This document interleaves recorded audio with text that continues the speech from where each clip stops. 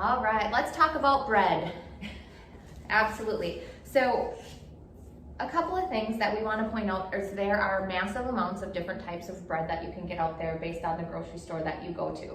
So for example, if you go to Walmart, there's an entire aisle of breads, tons of breads.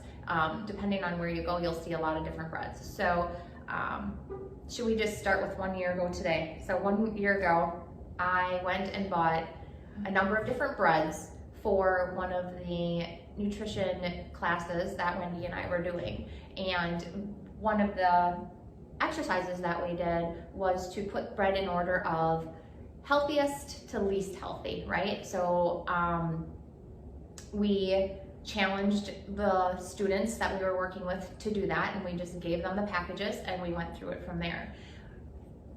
Just to make a point, some of those breads are still sitting here, and those breads have been in our back room for 1 year. I picked these up at a large food chain, and we have white bread. This one, we can smell it out of the bag. We have not opened the bag, but you can really smell it's broken down. It's basically decomposed in this bag, and it smells a lot like yeast. Which you would hope that it would decompose. After a year, right? Yes, you would think that it should. I would think my first thought would be mold, right? Because a lot of times you see mold on your bread. So my first thought would be mold. Especially if you've ever made your own bread, made it fresh. It does not last super long, very long. Right? Unless you freeze it, right? Right. Okay, so you can go ahead and hold that one. And I've got these two. And these 3 packages of bread were purchased last year. The expiration date on them, I think, is December of 2019, so it was December of 2019. Yep. And if you look at these breads, they are all still full in the package. They're just a little harder, maybe. Yep, they're a little harder. So there's no mold on the bread itself, but they're just maybe a little harder, stale. I would say they're stale bread, okay? So that is, to me, very concerning. Yeah, because what does that tell you? Tells me that there's a lot of preservatives in here that's preserving this bread to stay as long as we can possibly have it stay. So a little experiment that I decided to do was hold this bread as long as we can to see what happens to it. And as you can see, a full year later, we still have loaves of bread that are just a little bit stale. So let's take a look once. Both you and I, we have 35 calorie bread. So 35 calories, a lot of people will be like, wow, 35 calories, that's really healthy, and it's only 35 calories, so that must be good for me, right? Also, we can notice that on this package, it says things like low fat, no trans fat, no saturated fat, no cholesterol, 6 grams of net carbs, good source of fiber, good source of iron, reduced sodium, no high fructose corn syrup, and no artificial flavors and colors. All really great marketing, right? And this one even is 100% whole wheat, because you might think, oh, 100% whole wheat, that's what we're supposed to eat. Right, and the name of it is Healthy Life. Yep. So if this was on sale and I could get a white and a wheat, why not, right? But let's take a look at the ingredients. So looking at the ingredients list, there are, again, one of the things we're looking for is 10 or less ingredients. 10 or less. Right? And words you can recognize. Right. For the most part. Yeah, or pronounce and such, right? So I see a very, very long list. It's a paragraph. Of, yeah, a paragraph. Okay, that's what we call a paragraph of ingredients here. A lot of diglycerides, a lot of exo, ammonium, sulfates, fates, dose, diglycerides, conditioners, preservatives, and all of those things in here. So, go ahead. What's your, well, both of these, the main ingredient is water. Yep. But for me, mine is whole wheat flour. And mine is unbleached, enriched wheat flour. Okay, so I see wheat flour. Yep. And wheat flour. Yep. All flour is wheat flour, right? Whether you buy white bread or wheat bread, all comes from wheat. Right, it comes from wheat. But the question is how much is that wheat broken up, teared down? How much do we actually take out of that wheat? So when we're looking at bread, when we're looking at enriched means we take everything out, right? And we take it from the actual wheat, The kernel of the right? wheat thing. Yep, and we strip all the wheat germ and everything out of it. They take all the good stuff out. Yep, and then we pack it all with other stuff. So it's enriched. That's really what that means. So we were talking about the analogy of you have a really strong house and you take that house down and then you build it up with like cardboard and glue and stuff like that, and popsicle sticks and make it look pretty, and say, you know what, this is just as good as my house that I used to have, right? So you do want whole wheat flour. Yep. Definitely, that's one of the key indicators. Absolutely. So those guys we're gonna set aside for another year or so, and then we're looking at a lot of these breads are found in grocery stores all over the place. So there's a Pepperidge Farms that we had here. This one is a private selection. This one is actually one that you can get like at Pick and Save and such. Ezekiel bread is a sprouted grain bread that you can find.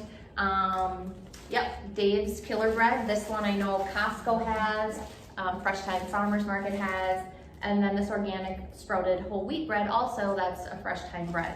So what we would do is take a look at these, and you're looking for that 100% whole wheat in your bread. So looking at the Ezekiel, organic sprouted wheat, filtered water, organic sprouted barley, gluten, soybeans, organic sprouted spelt, and they have, I would say, it looks like there's about 12 ingredients in here. So all of that, and most of the times you'll find this bread frozen, right? Because if it was sitting on the shelf, it would likely mold because it's made of real ingredients. Great. I do want to point out, I would say the best bread that we found, right, on our table would have been the one that we had here from a local company, Great Harvest Bread. This is their honey wheat bread, and I did print out the ingredients on the honey wheat bread. This is a bread that we get in our home that my kids love to eat with their sandwiches, their peanut butter and jelly, or anything really, their toast. And in the honey whole wheat bread, there is freshly ground, they say flavor rich, just to, because it's freshly ground, right? Freshly ground, flavor rich, 100% whole wheat flour. That's one ingredient. Then pure honey, that's 2 ingredients. Filtered water, salt, and yeast. That's what goes into the bread, 5 ingredients. So this bread, honey is one of those sweeteners that is a natural preservative. So this bread lasts actually okay. It doesn't go bad really fast. It doesn't go like, you know, mold in 3 days. So this lasts, you know, a week or so. But I usually take half of it and put it in the freezer, and then we use the other half when we need it. But that is a really great option to choose for bread. Let's say your family is trying to maybe go from white to wheat. Oh, right? me too. So, and you may be sensing some resistance Yep. among the troops. right? Because they love their white bread, peanut butter and jelly sandwiches, or their white bread grilled cheese sandwiches, or whatever. So how do you transition them? Without a lot of resistance. Right? And the easiest way to transition is to take small steps, right? So going from a white bread to a very grainy, sprouty bread might not work so well in a lot of households. Right. So maybe something like trying to bake your own bread. You know, that's a really good option, because then you know what's in it, and it's going to be real ingredients. Because I don't think you have a bottle of stereolactate or ascorbic acid or diglycerides in your cupboard that you would pour in your bread, right? So, so I think that's a really good option. And if you don't have that option, most of the times a local bakery, like Great Harvest Bread. We also have Breadsmith. They have some good options too. Even if you go with white there, you know the ingredients, right? You know the ingredients. And sometimes they'll do a white wheat swirl. I know they do that at Great Harvest. So it has this honey wheat and then it has their white and it's a swirl. So it's kind of like a, Right. It's a mix, Yeah. easing them, and it's like mixing a little wheat pasta in with regular pasta. Yes. Just giving them a little bit of taste.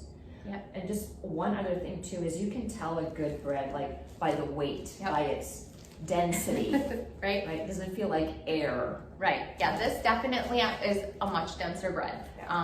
This one would maybe knock somebody out. And actually, I think this is just a great option if you are transitioning, because it's actually just lovely when you toast it, Yep. right? A little bit of your butter, and then with a little honey. I mean, kids love that. So. Even we put honey and butter, you know, a little bit of butter, some honey, and cinnamon. My kids love just like sprinkling some cinnamon on toast, and that's a really good option too.